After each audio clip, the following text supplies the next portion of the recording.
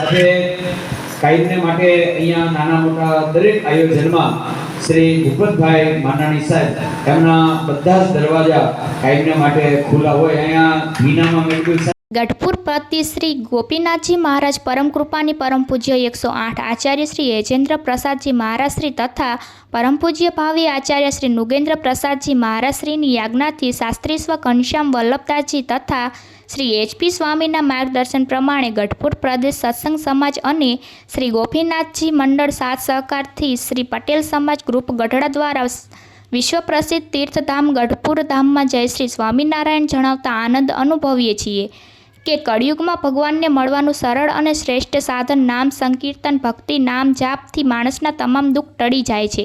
શ્રી સ્વામિનારાયણ મહામંત્રના પ્રતાપે સમગ્ર સમાજ સુખ્યો થાય એવા હેતુથી સર્વોપરી ભગવાન શ્રી સ્વામિનારાયણ જે ભૂમિને પોતાનું ઘર માનીને રહ્યા અને કહ્યું કે ગઢડા મારું ને હું ગઢડાનો, તે તો કદી નથી મળવાનો।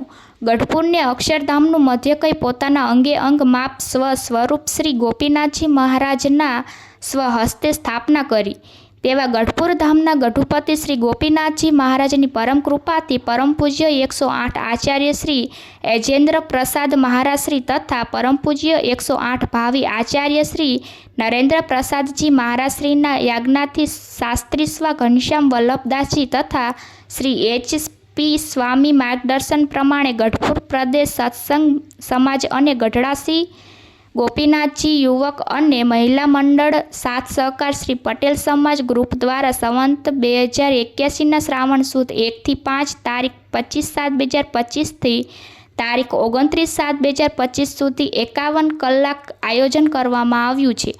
આ પાવન પ્રસંગે દેવી દેશના ધર્મકુળના આશીર્વાદ અને ધનનો લાભ લેવા તથા ગઢપુર ધામ અને ધામોધામથી પધારતા સંતોના આશીર્વાદ। અહેવાલ અલ્પેશભાઈ ડાભી, ગઢડા શહેર, દીવ મિરર ન્યૂઝ। આજ રોજ ગુરુ શેનું આયોજન કરવામાં આવ્યું હતું? 51 કલાકનો સમાપનનો દિવસ છે અને હજારો ભક્તો ગામડે ગામના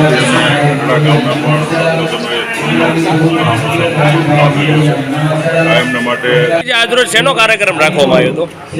દર વર્ષે શ્રાવણ માસની અંદર પરમ પૂજ્ય આચાર્ય યજેન્દ્ર પ્રસાદજી મહારાજની આજ્ઞાથી ધૂનનું આયોજન કરવામાં આવેલું છે અને એ રીતે આજે શ્રાવણ માસની અંદર 51 કલાકનું આયોજન કરવામાં આવ્યું હતું અને જેના અંદર સમગ્ર સત્સંગ સમાજમાંથી દરેક ભક્તો આવે અને ધૂનનો લાભ લીધો।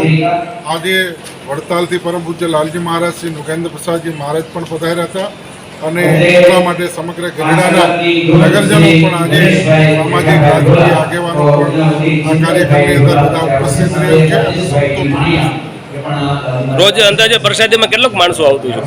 5-6 હજાર માણસ પ્રસાદ લે એ રીતની અહીંયા વ્યવસ્થા વારીની અંદર કરવામાં આવેલી છે।